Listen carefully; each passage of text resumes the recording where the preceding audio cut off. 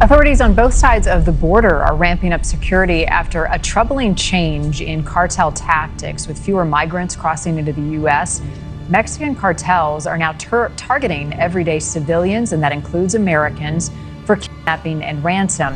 They dragged Americans from their car, executed them on camera, and left a message dripping in blood. CJNG just sent a terrifying warning to Trump because every kidnapping, every headless body is part of Mencho's psychological warfare. Behind it all is a shocking new alliance that let Mencho own Mexico overnight, and Trump loses the war he swore he'd win. And what we uncovered shows this is only the beginning.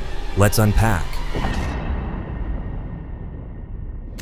They used to target migrants. Now they're targeting you. That's the chilling shift unfolding on the U.S. Mexico border right now. Because Mexican cartels, especially CJNG, just flipped their strategy, and American citizens are suddenly at the top of their hit list. In one high-profile incident, cartel members kidnapped 4 Americans in northern Mexico, killing 2 before releasing the others. In spring 2025, authorities revealed a new wave of cartel kidnappings. But these weren't migrants risking the wild desert crossing. These were everyday people, teachers, workers, tourists, snatched in broad daylight for ransom or worse. For decades, cartels thrived off smuggling migrants into Texas, Arizona, and California, charging them what they called piso, floor fees, just to cross safely through cartel territory. But with border crackdowns slashing migrant flows, the cartels needed a replacement income stream. So they found one. Your everyday American passer through. You see, Americans are easy targets. They stand out in Mexican border towns. They also have families willing to pay anything to get them back alive. And with the border chaos, cartel scouts can pluck them off the streets with near impunity.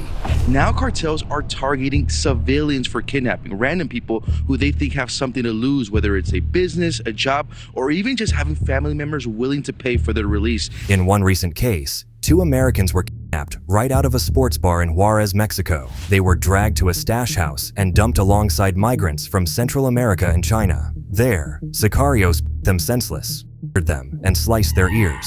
That's a cartel signature wound meant to terrify families into paying ransom. Mexican state police were able to rescue the victims, and the FBI did provide tactical support in tracking them down. 4 suspects, all men, were arrested. But what's really alarming here is that it's not just about migrant and drug smuggling anymore. There's a huge focus on extortion, putting everyday Americans at risk who visit their families in Mexico, Marty.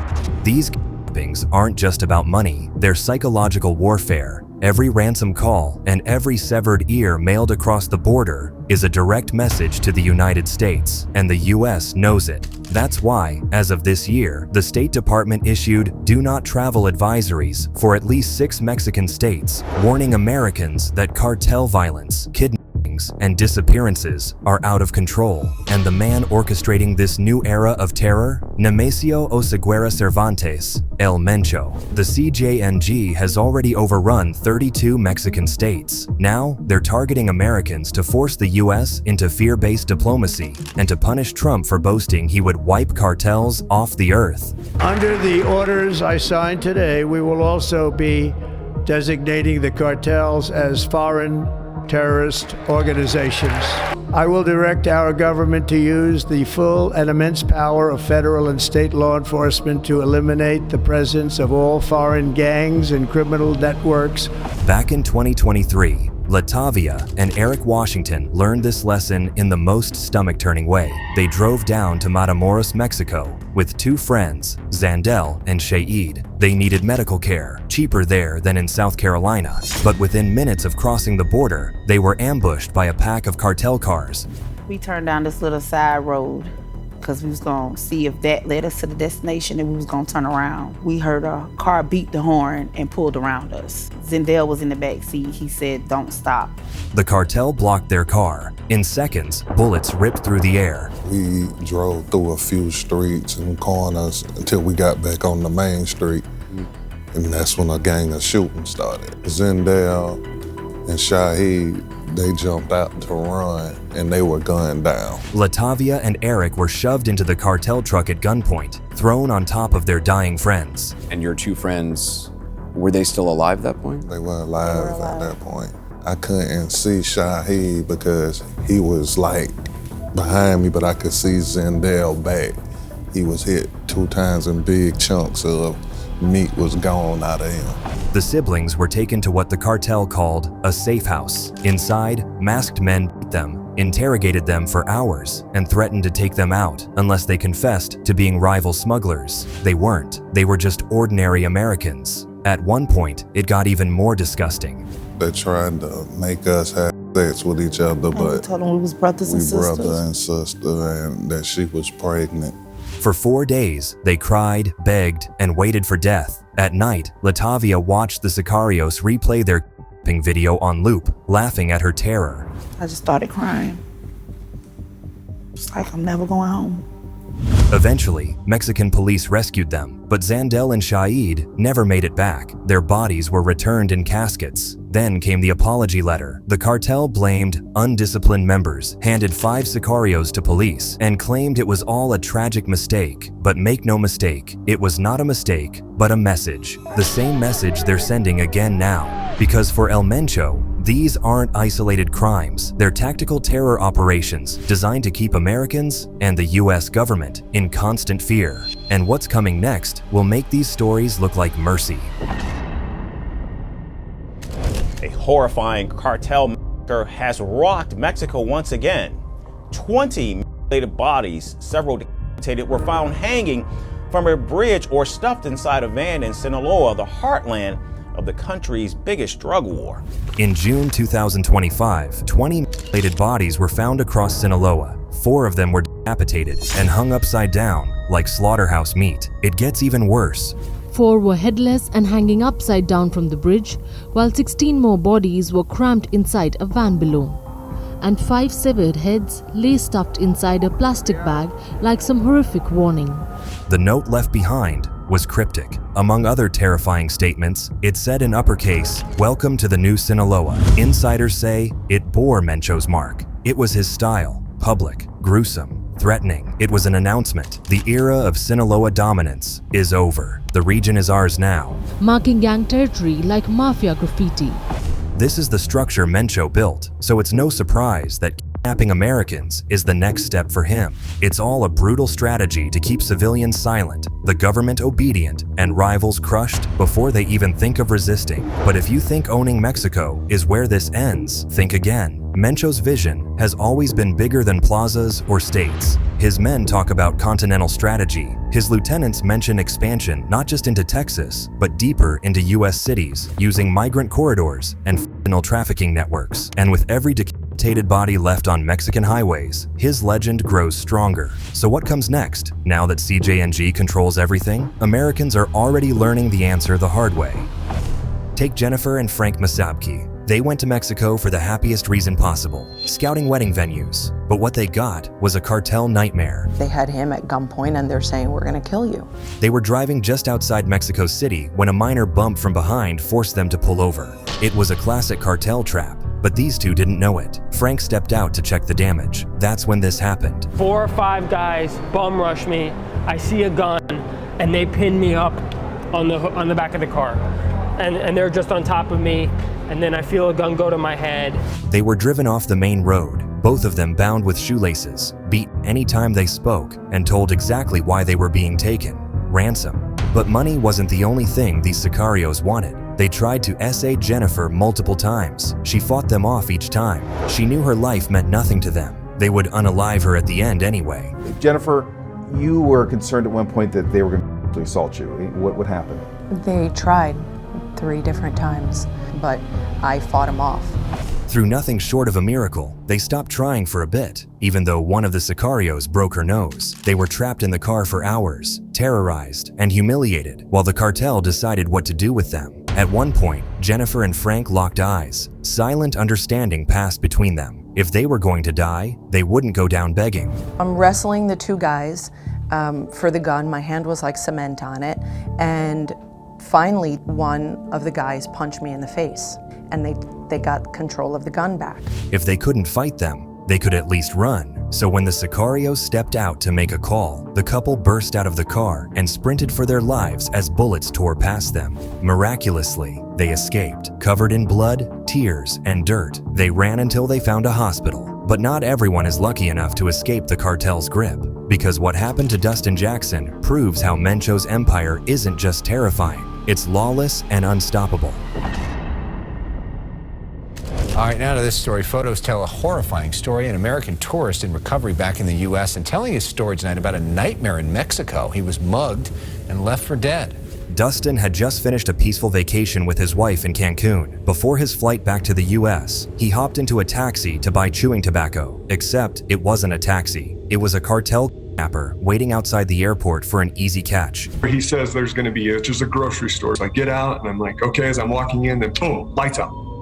Next thing I know, I am waking up in a ditch. They filleted off the entire bottom of my foot.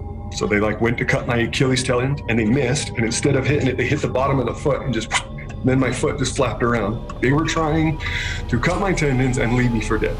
That and a shoulder shattered to pieces. Then they dumped him to die on the roadside. But here's where the horror deepens. As Dustin crawled down the street, bleeding to death, screaming for help with his flayed foot dragging behind him, cars passed. People walked by. Even a police patrol car saw him and kept driving. Why? Because in Mencho's Mexico, police aren't there to protect you. They're there to protect the cartel. They've been bought off, threatened, or recruited long ago. Dustin dragged himself under a tarp, ready to die. But something inside him refused to give up. He remembered his family, his kids, and he crawled back onto the street. Finally, a female officer stopped. But instead of taking him to a hospital, she bandaged his foot and drove him back to the airport. There, hundreds of people walked past him as he begged for help, with tears streaming down his dirt-smeared face. Begging. Hundreds of people walked by, not one person. And finally, this lady from Africa, her flight got canceled. That's why she stopped. The point being, these are extremely rare cases when someone makes it through. And if they do, it's because of a good Samaritan, not the Mexican authorities. As his foot was stitched back together, all Dustin could think about was what this meant. Because if Americans are now left to die on Mexican streets without anyone lifting a finger, what does that say about who truly runs the country? El Mencho even profits from these cases being on the news because he's showing the world that if he wants to cut up American citizens, he will. And no one, not even the police, will stop him. And with each new headline, CJNG's message to Trump becomes clearer. You promised to destroy us, but we own you now. As CJNG kidnaps and mutilates more Americans than ever before, Mencho is doing something even more twisted. He's turning Trump's own promises against him. Just look at what's happening in Culiacan. And today we end in Mexico. The cartel-controlled city of Culiacan stands at a breaking point. Rival factions of the deadly Sinaloa cartel have turned the city streets into a battleground. Residents are now begging for salvation, even if it comes from beyond their borders. Thousands of people have been lost to the Sinaloa cartel war just this year. Culiacan is no longer what it used to be. The limits have been exceeded. Never before have we seen so many people dead.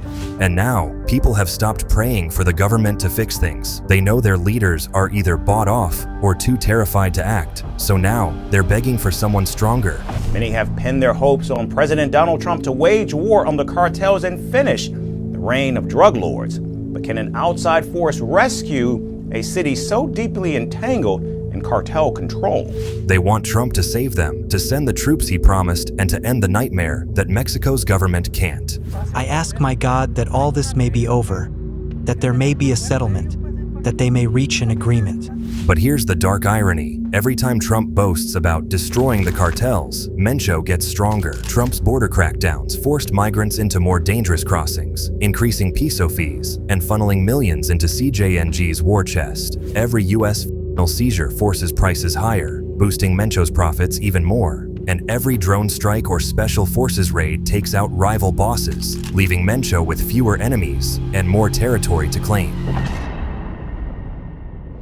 So while people in Culiacan pray for a foreign savior, Mencho sits in his hidden jungle compound, watching Trump's speeches on a plasma TV, smirking as he plans his next move, because he knows Trump's war is a lie. We are going to unleash holy hell on the cartels. Enough is enough. We are securing our border, and the cartels are on notice. The U.S. might extradite 29 cartel leaders in one sweep. Mexican police might destroy 100 synthetic labs in a single month. But none of it touches Mencho. He's already replaced every captured lieutenant with 5 more, and as his rivals fight and splinter, he steps in to offer protection. At a really high price, his people call it continental strategy. The vision of a single cartel spanning from Argentina to Canada. And while politicians argue over tariffs and trade deals, Mencho is building smuggling routes into Texas, Arizona, California, embedding CJNG cells deeper into American cities every day. Meanwhile, stories like Dustin Jackson's are becoming terrifyingly common. And that's the real message CJNG is sending to Trump. Every kidnapped American is proof that his promises mean nothing here. Every captured body is a reminder that his war only fuels theirs. Because if Mencho used migrant crackdowns to pivot to kidnapping Americans, what will he pivot to now that he owns the entire country? That's the question haunting every border agent, every DEA analyst, and every family thinking of crossing into Mexico for cheap dental work or a sunny vacation. Because the cartel's reign isn't ending, it's just getting started.